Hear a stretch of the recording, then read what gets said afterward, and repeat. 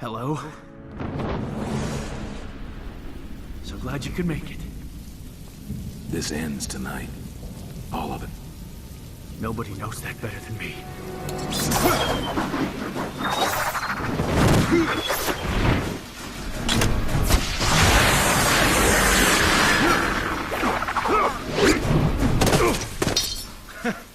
Ah, you and your gadgets. You're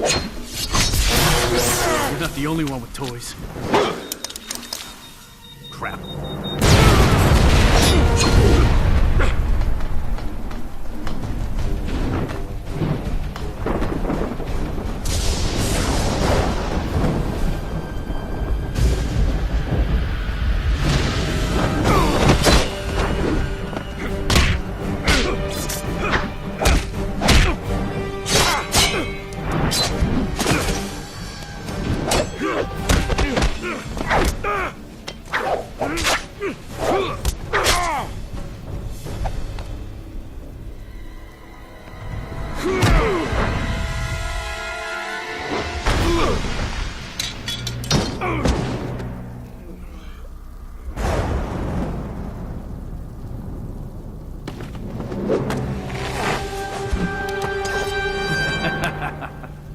Look at you.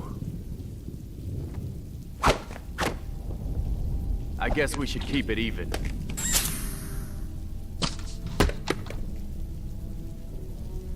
Jason. Yes. I don't want to fight you. All evidence to the contrary. Please, I can help you. I know what happened. Oh, you got to talking with Raish, huh? But does it make it easier for you to think that my little dip in his fountain of youth turned me rabid? Or is this just the real me?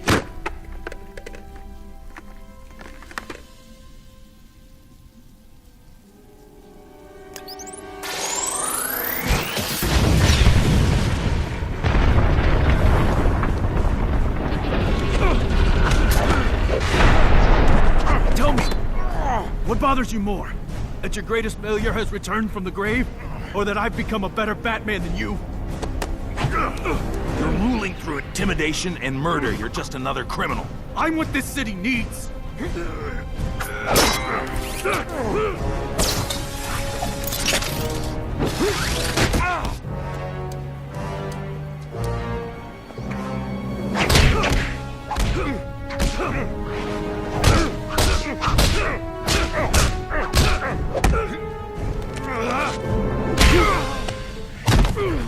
Getting goodies all over, huh? We're both just a couple of walking armories. Maybe so, but let's see how you do without your toys.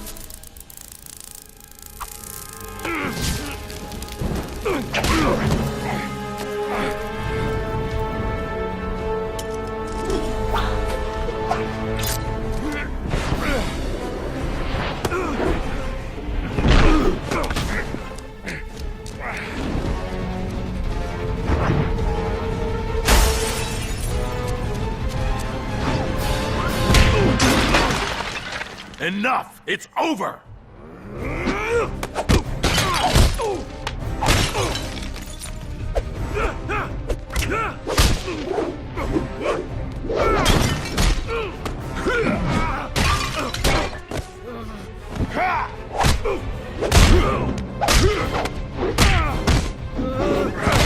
say you want to be better than me, but it won't happen. Not like this!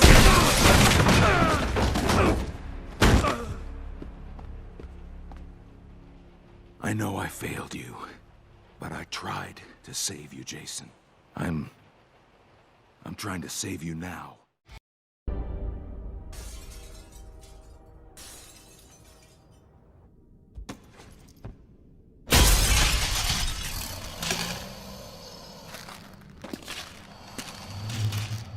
Waylon Jones, aka Killer Croc. Stealing drugs isn't your usual MO.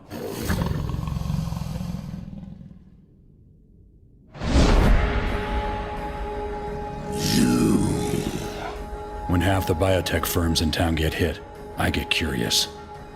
You look like you've been working out, Croc.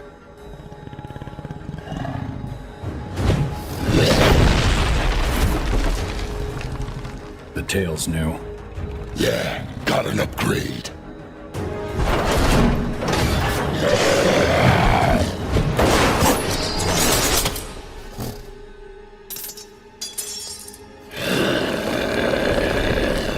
That's right, run!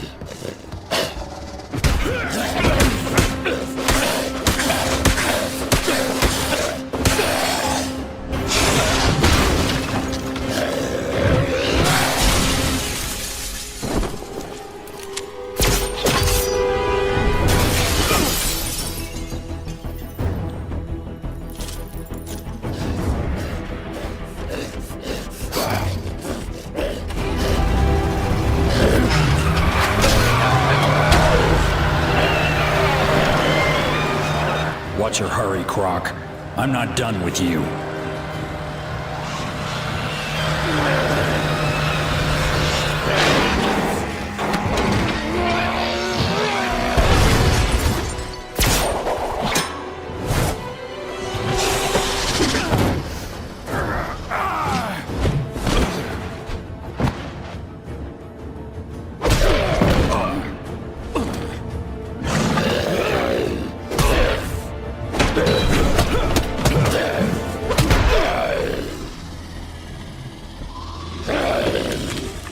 You know, Bats, the problem with steroids is I get the munchies.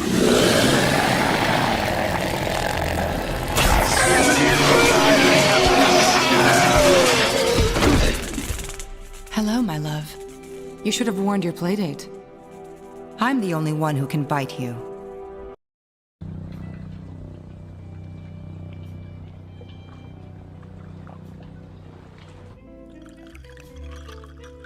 Would you like a drink?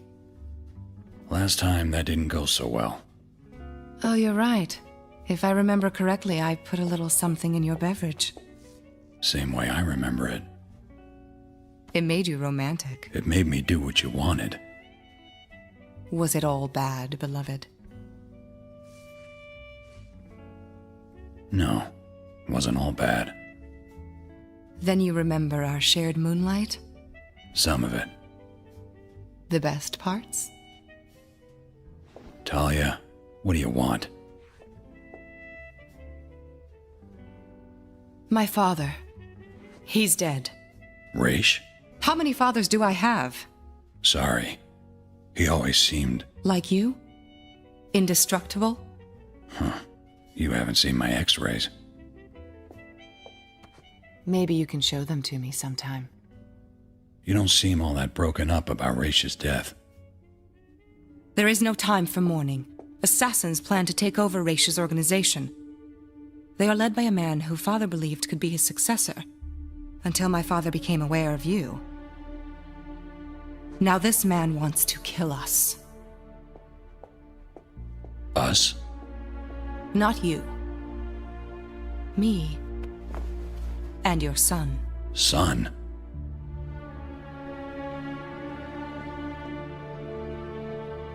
You expect me to believe this? I assure you, he's yours.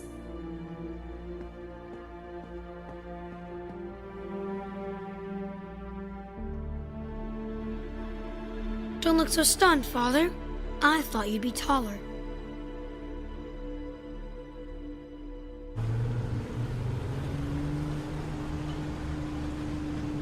You didn't know about me. No. So Mother has made me your responsibility. Something like that. This isn't necessary. I do fine by myself. So do I. But things have changed. She thinks you'll be better off with me. For now. What do you think? Better than with the League of Assassins. They taught me how to fight. And I take it not much else.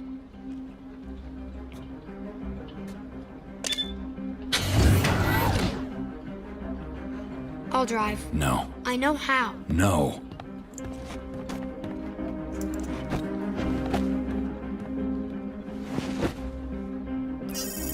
Alfred, Yes, sir? we're going to have company. A sleepover? Oh, goody.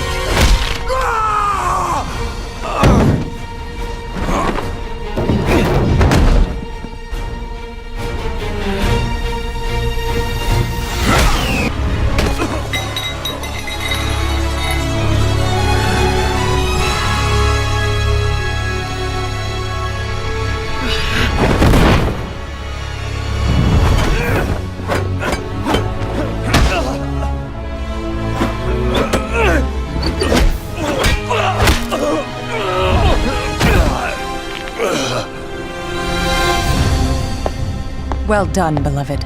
We will at least have this victory.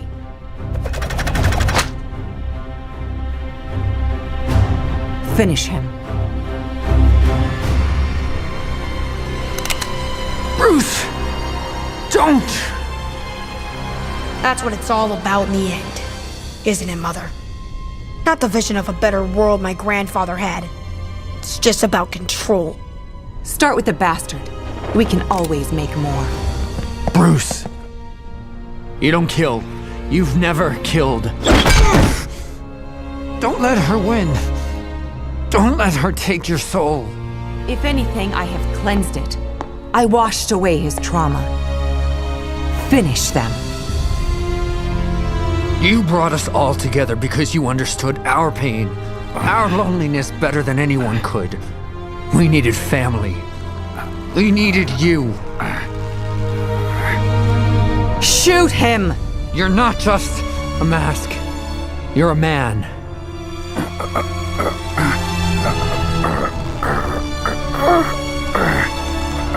The best man I've ever known. No! Fight it. Yes, you can, damn it! For the little boy who lost his world in that alley. Enough!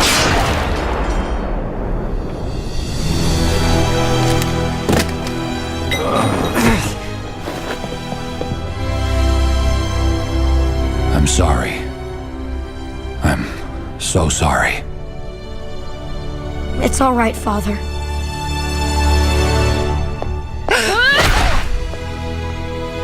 That's for what you did to my father, bitch. It's over, Mother. Your grand plan is ended. How is it I ever loved either of you? I don't think you ever did. Oh, beloved, you have no idea. I have thought of little else for the last 12 years. But nothing. Not my passion, not the death of my father, not even our child could bring you to my side. I know now, I will never have you in this life, but perhaps in death. Get her!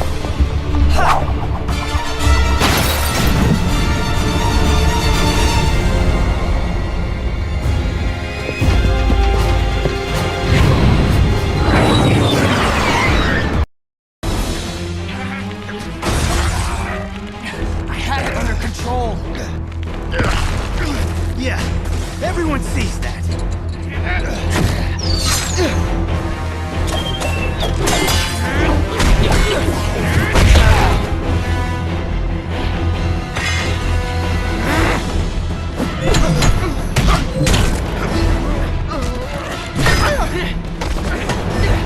Hey, Robin doesn't punch people after they go fetal.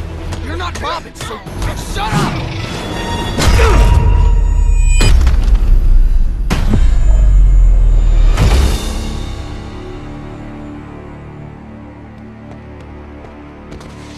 Nightwing! Grayson, get up!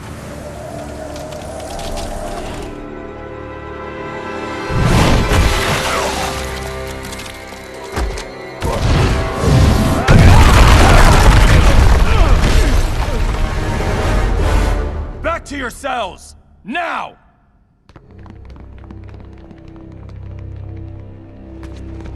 Get up! Get up right now!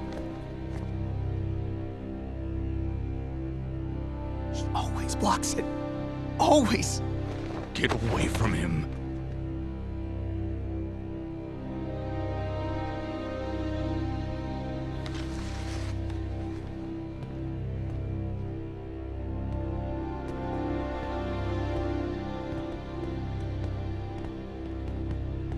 I didn't mean to. I thought I could redeem you. I was wrong.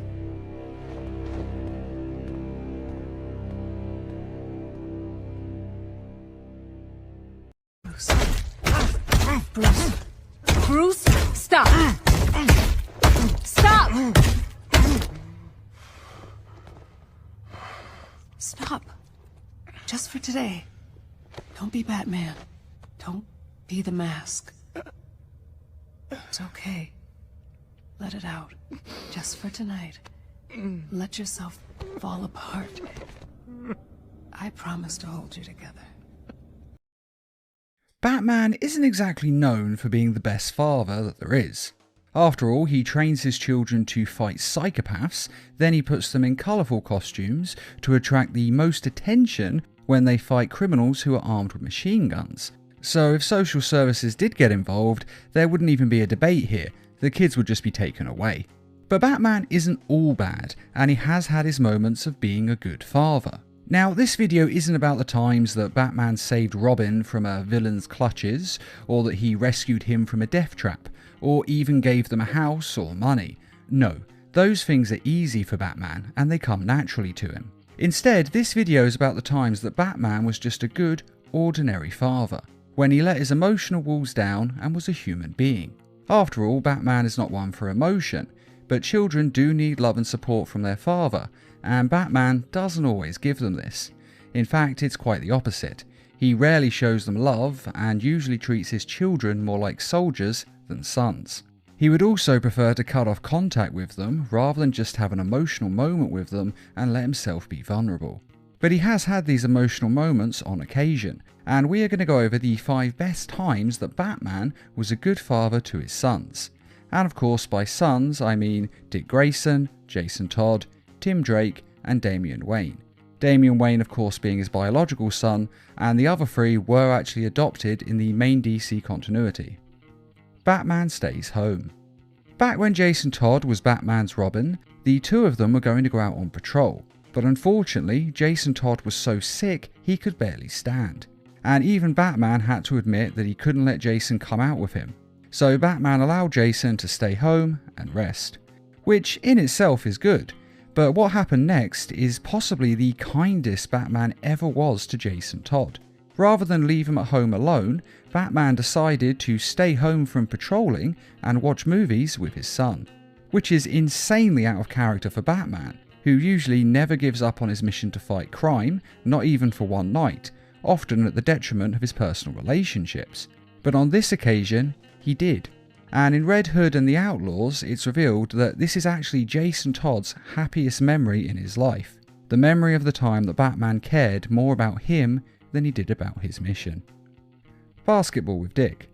In the show Young Justice, Batman and Dick Grayson have quite a good relationship for the most part, but there are still issues.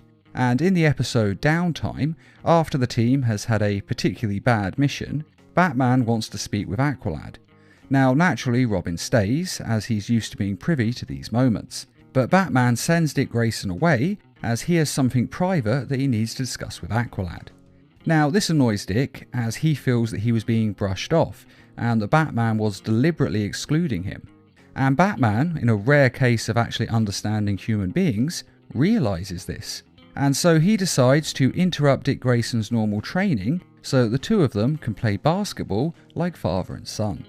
It's a very touching moment between the 2, and it's Batman's way of showing that he does care about Dick Grayson. He genuinely just needed to discuss something private and personal with Aqualad.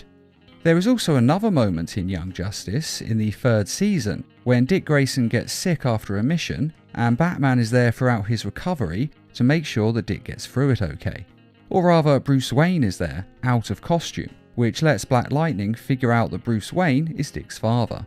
A moment that showed that Batman cared more about Dick's well-being than his own secret identity. First nemesis. In the show Harley Quinn, Damian Wayne features heavily in one episode, where Damian wants to make Harley Quinn his nemesis, because all the other Teen Titans have already got on their own nemesis, and Damian is feeling left out. Of course, Harley Quinn doesn't want him as a nemesis, he's just a child after all. But Batman helps entertain the idea, and even Superman helps to keep the illusion alive. But after Harley Quinn reveals on national television that the two of them are not each other's nemesis, Damian Wayne is publicly embarrassed and depressed. And so Batman tries to cheer him up by giving him a sandwich. Damian knows that Alfred made the sandwich, which does undercut it, but the point is, Batman cared enough to try and cheer him up. And he even privately admits to Damian that he didn't get his first nemesis till he was much older than Damian. Now, whether this is true or not, who can say, but the most important thing to remember is that Batman is letting his emotional walls down and trying to relate to Damian as his father, all to make him better. So it's quite a sweet moment between the two of them. Hospital visit. In Batman Beyond, Batman's relationship with his kids is arguably the worst of all of the different dimensions. Dick Grayson doesn't really speak to him after Batman got his ex-girlfriend Barbara Gordon pregnant. I'll put a link in this video in case you want to watch the full story, though I should say this was actually later retconned. And as for Damian Wayne, the two don't speak at all either, and Damian has taken over from Ra's al Ghul and become the new head of the League of Assassins. Jason Todd is essentially not mentioned at all, but clearly they are not close. And as for Tim Drake, well, Batman failed him, and Tim was kidnapped and tortured by the Joker, and mutated and brainwashed into thinking he was the Joker's son. Now after this, Tim retired from being a hero, and did actually try to reconnect with Bruce Wayne, but Batman being Batman, he just pushed him away, and the two haven't spoken to each other in a couple of decades. That is until the Joker returns, and the Joker takes over Tim Drake's body, and though he is ultimately defeated, Tim is of course gravely injured in the process. And rather than let the cycle of neglect continue, Bruce Wayne visits Tim Drake in hospital to make sure that he is okay. There's no ulterior motive at play, no manipulation like there usually is when Batman does something nice. Batman just wants to make sure that his son is okay, and he did actually adopt Tim Drake in this universe. Now to be fair, this is a little bit too late and it's a little bit too small, but Tim is gracious and accepts it, allowing Bruce Wayne back into his life. And it does show us that no matter how many mistakes you've made with people in your life, it's never too late to say that you're sorry and try to make amends. Movie night.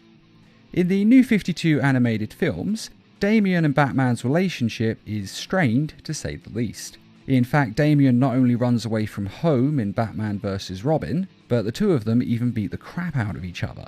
And Batman won't even let the world know that he's his son, but instead lets them all think that he is just an adoptive ward. And Batman continually makes threats to send Damian away to a Swedish boarding school. Threats he is clearly serious about following through on.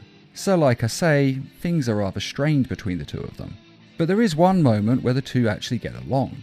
Bruce Wayne discovers that Damian is reading through the Charles Dickens novels, and he tells him that he did the very same thing when he was his age. And so the two of them sit down together in the theatre and watch some Dickens. Now, it's not an earth-shattering moment, of course. In fact, it might actually be the weakest one on this list. But it is a sweet moment between the two of them. Possibly the best father and son moment that the two of them have in the New 52 animated universe. And it's actually one of the few moments they share together out of uniform where they're actually happy. And this shows that the two of them do actually have a relationship and could even get along with each other. Now, these aren't the only father-son moments that the Robins and Batman share, but these ones are the very best. And personally, I think the most powerful one is Batman staying home from patrol to be with Jason Todd, as Batman never misses a night of fighting crime. Even when he's broken half the bones in his body, he still forces himself to go out and fight criminals. But he did do it on this occasion, which clearly shows how much he genuinely cares about Jason Todd. But which one of these is your favourite? And are there any other moments that you think should have been on this list? Batman is a billionaire, a figure for justice, and an orphan. And that last one has always haunted him. The thing Batman wants more than anything is to bring his parents back to life. But failing that, he has instead tried to create a new family of his own. Of course, creating a family is one thing, but being a part of that family and raising his children as a good father, well, that is not so easy, and it's a challenge even for the best of us. And while Batman may be trained in every fighting style on the planet, he is not very good at being vulnerable or at being supportive to others. Are you looking for sympathy? From you? Heaven forbid. Now that being said, he is still human and he still feels compassion, just like the rest of us. So he does try where he can. Well, he didn't really used to try, if we're being completely honest, but he's gotten a lot better at it over the years, and he has had his moments where he's been a good father to his children, and we are going to go over 5 of these. Dick Grayson. Now, after the tragic death of Dick Grayson's parents, he was an orphan and on his own, and naturally, Bruce Wayne could relate to this. So he took the boy in, and originally the plan was to keep Grayson out of the Batman side of his life, which is in itself a good fatherly act. Not that it ended up lasting, unfortunately. You see, the one thing that Batman definitely understands is the urge for vengeance, which is why he does his best to keep Grayson away from the man who killed his parents, Tony Zuko. As he has said many times before, he did this to make sure that Dick Grayson didn't end up like him. I'm sure revenge can be deliciously sweet. However, at the moment, he needs a friend. Isn't that what you needed, sir? But the part of this that really showed Batman caring about Dick was when he consoled and comforted Grayson after the loss of his parents, something that he's usually incapable of doing. You keep thinking, if only I'd done something differently. If only I could have warned them. But there isn't anything you could have done. As I said, Bruce Wayne saw a lot of himself in Grayson's life, and so I think that's why he was able to understand what Grayson was going through and actually empathise with him like a human being, because he still remembered what it felt like to be all alone like that, and so he knew exactly what he needed. The same thing that Bruce Wayne needed way back when. And it's actually very sweet to see him care for Grayson like this, and in a way it's probably very therapeutic, because it would help Batman to address his own trauma. Not necessarily fix it, but it would help him to better understand it, and therefore move away from it. Jason Todd. Now, we all know that Under the Red Hood is the best animated DC film ever made, and it is all about the return of Jason Todd after the Joker had killed him. But in the anniversary edition, called Death in the Family, we get a multipath movie version where we can decide how the story goes. And one of these stories involves Batman dying instead of Jason Todd. And Jason was actually with him in his final moments. Now, Jason naturally wants to get help, but Batman knows that it's too late for him. He's too injured and they're in the middle of nowhere. And so, as he lays dying, Batman tells Jason that he loves him and to be strong. It's actually one of the closest moments that the two have ever shared. Protecting Gotham, helping others, healed me. I want that for you. Because I love you, son. And he also makes Jason promise not to kill the Joker. Now, you may think this is just all part of his don't kill principles and part of his mission, but it's not. He's not doing this for himself, and he's not doing it to save the Joker's life. No, he's doing it for Jason. Batman knows that vengeance begets vengeance, violence begets violence, and at the end of the day, it doesn't fix the broken part of you inside. In fact, if anything, it makes it worse.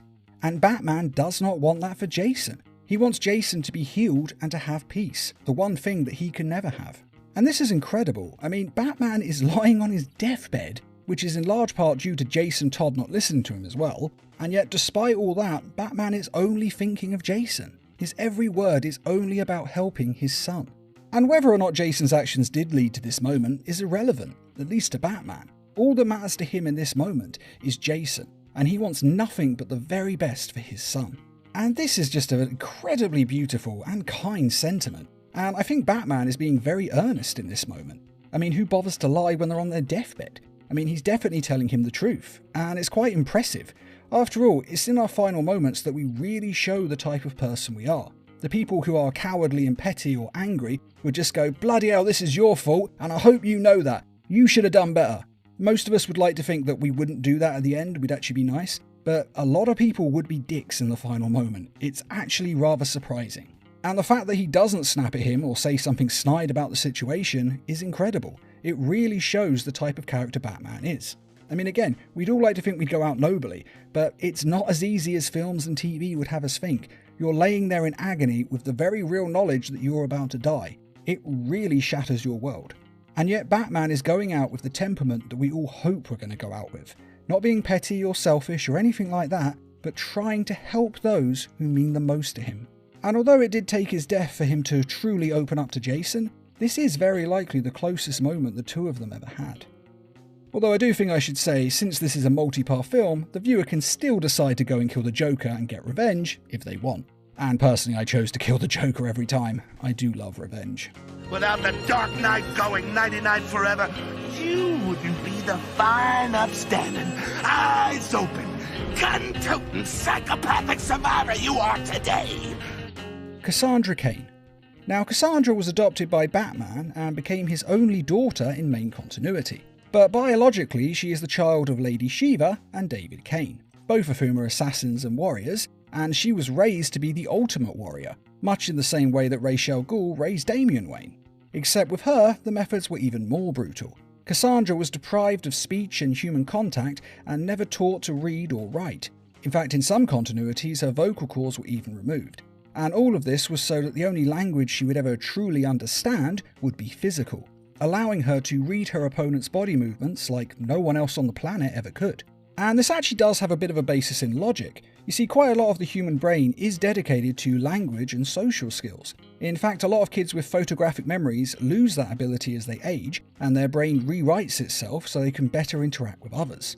Of course, as we all know, that is actually a more useful tool to survive, which is why our brains do it. But still, these people obviously said, what if we just warped this child so that she became the ultimate weapon? Very messed up. But anyway, instead of social skills and speech, those parts of her brain go towards fighting ability, analytical skills, and pattern recognition, which means she is a practically unparalleled fighter, but does have very poor social skills. Now eventually she decided to leave her abusive parents, the smartest thing she ever did, and she actually found her way to the Bat family and came to live with them, and even work with them using the codename Orphan. Then later she became Batgirl, and later still she became the Black Bat, though they use different names for her in different continuities, of course. But needless to say, her childhood was filled with abuse, training, and nothing else. There was no joy or celebration at all, which meant that Orphan had never had a birthday, or even received a birthday gift, or probably any gifts at all for that matter, other than knives and swords. So she and Barbara Gordon were thinking of using the anniversary of when she became Batgirl as her birthday, since she didn't know the actual date, of course, because, like I said, she's never had a birthday before. And so Batman made it official by buying her first birthday present ever. Though unfortunately we don't actually see what this present is. And Batman did this both as something kind to do, but also to help her become better adjusted and able to interact with others. It may seem simple, but getting a present like this can actually help you to understand people. And while this act would be a very, very small thing to most people, to Cassandra this was actually an incredibly caring moment. And it probably meant more to her than she even knew herself, let alone would be able to convey to others. I mean, when a person has undergone such extreme abuse and trauma, these gestures of kindness like this can change their entire world in an instance. Again, I know it seems small, but if you've gone through such hardship, it would be world-changing, it really would. And most people will never be able to understand how simply being treated like a human being for just a few minutes, or even just a few moments, can mean so much. And it was just an amazingly kind and sweet gesture from her new father. Damian Wayne. Now, most of the children in Batman's life are adopted. Damian is actually his only blood son in the main continuity, though he does have a few daughters and others who are actually blood relatives, but in the main continuity it is just Damian. But the funny thing is that Bruce actually finds Damian to be the most difficult to deal with. Now this may be because he's a blood son and it's just the Wayne family stubbornness shining through, but there is also the trauma that Damian faced growing up in the League of Shadows. First time I climbed, I fell. Broke my wrist. I made it to the top anyway. It was expected. I was Ra's al Ghul's grandson. But despite this distance between them, there are actually many times when Batman has tried to connect with Damian on an emotional level. Now, one of my favourites is in the Batman vs Robin film, and the whole film is basically the two of them being at each other's throats, but there are two moments that are very sweet. The first one I have actually mentioned before, and it's near the beginning of the film, when Bruce finds Damian asleep on the couch and discovers that he is reading through Dickens, and the two bond over the fact that Bruce Wayne actually read through Dickens at the very same age, and they do have similar tastes outside of fighting and vigilantism. And then the two of them watch a movie together. Simple, I know, but a good father-son moment doesn't need to be complex, it just needs to be a good father-son moment. Although despite how sweet this moment is, they do quickly go back to arguing with one another. I thought we were making some progress. You show me a movie, and that gives you permission to keep me a prisoner in my own house? And the second moment is towards the end of the film, after the two have been through a huge ordeal and bonded a bit because of it. And because of this, Batman actually tells Damian that he is proud of him. I'm proud of you. And that is not something the Batman says often. Many of his children never even get that in their lifetimes. And it is the highest of praise coming from Batman. After all, he doesn't dole out compliments often. He doesn't just do it as a pleasantry like, I'm proud of you, son, well done. No, he never says this. This is a very high caliber compliment that he reserves for the most esteemed of moments. But the one good thing about this is that when he does give you that compliment, when he does say that he is proud of you, you do at least know that it's genuine and that he really, really means it. He's a 10-year-old boy. No, he just looks like one. There's not another child on Earth like Damian Wayne. And of course there are many other moments. There's the fact that Batman helped to foster a friendship between John Kent and Damian Wayne. He's trying to give him the chance to have a friend like a normal child would, or at least as normal as they can manage in the superhero community. And it does work out, as the two do end up becoming friends. In fact, in the comics, they even form a band together at one point. And Damian even goes to John Kent's baseball games to cheer him on. Hit it like it's an extraterrestrial parasitic monster! And to hang out with him after. And unlike the other Robins, Damian is actually allowed to have pets. He has both a bat cow that he saved from becoming food at one point, and Goliath, a dragon bat, who is the very last of his kind since Damian Wayne killed the rest of his family under orders from Ra's al Ghul during his bloodier days. There's also Titus the dog, Alfred the cat, Wiggles the dragon, and Jerry the turkey. Of course, the one that sticks in the memory more will always be the bat cow. You have to milk it. It's a cow. Listen, I can milk her, dude. It's fine. It's no problem. Over my dead body! Terry McGinnis.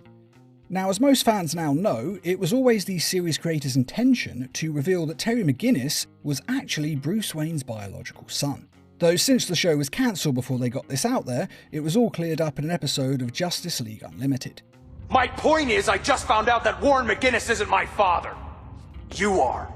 Now, despite that being canon, Bruce didn't actually know this, and neither did Terry at the beginning. And Bruce did not really care much about Terry to begin with. In fact, he even paralysed the Batsuit while Terry was fighting some guards, who then beat the living hell out of him.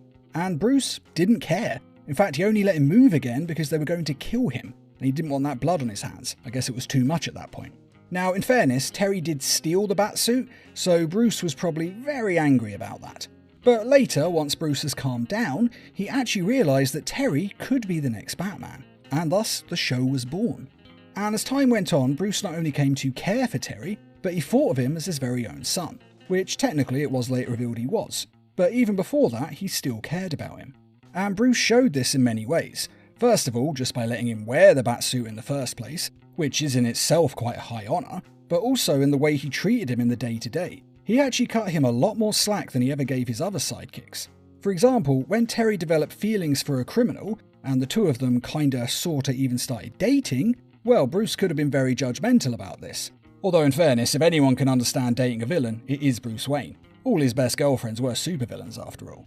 But instead of lecturing him and being judgmental, Bruce was actually understanding. This kind of thing ever happen to you? Let me tell you about a woman named Selina Kyle.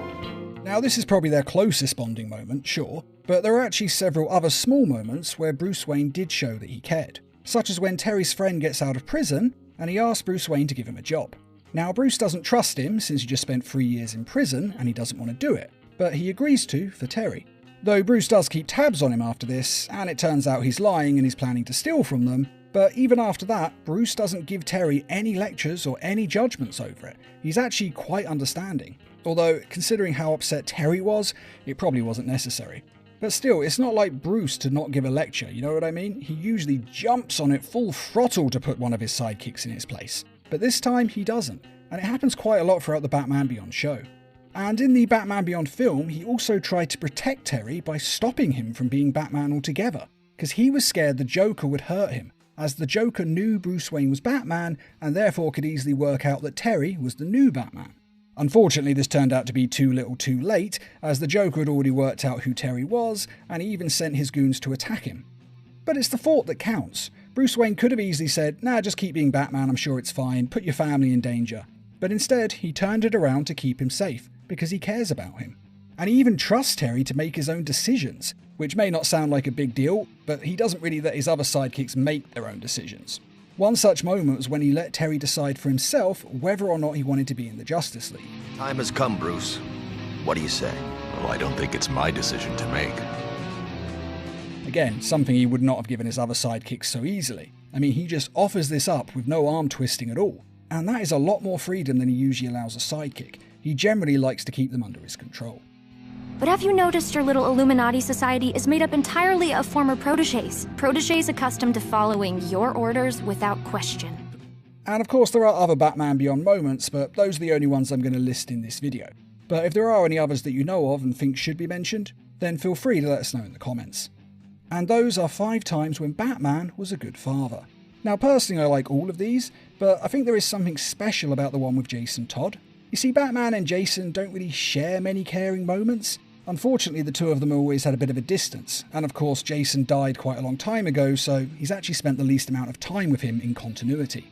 And so I think it gives it a little more weight to him trying to help and save Jason one last time, especially since he's doing it with his dying breath. But which one of these is your favourite moment? And are there any others that you think should have been included? Ah, bet holy shit! Who the fuck are you? Don't you recognize me, Joker? It's me, Batman. No, you're not. You're not Batman, you're Batbrick. What in God's name happened to you? You look like you ate Bane. I've been hitting the gym. You've been hitting the fucking venom is what you've been hitting. What's your slogan now? I am vengeance. I am the night. I am Batbane. Fucking... What the hell? You're the size of 6 refrigerators. Your quad is the size of my whole torso. I'm gonna stop you, Joker. Stop me? I haven't even done anything. Is that an axe?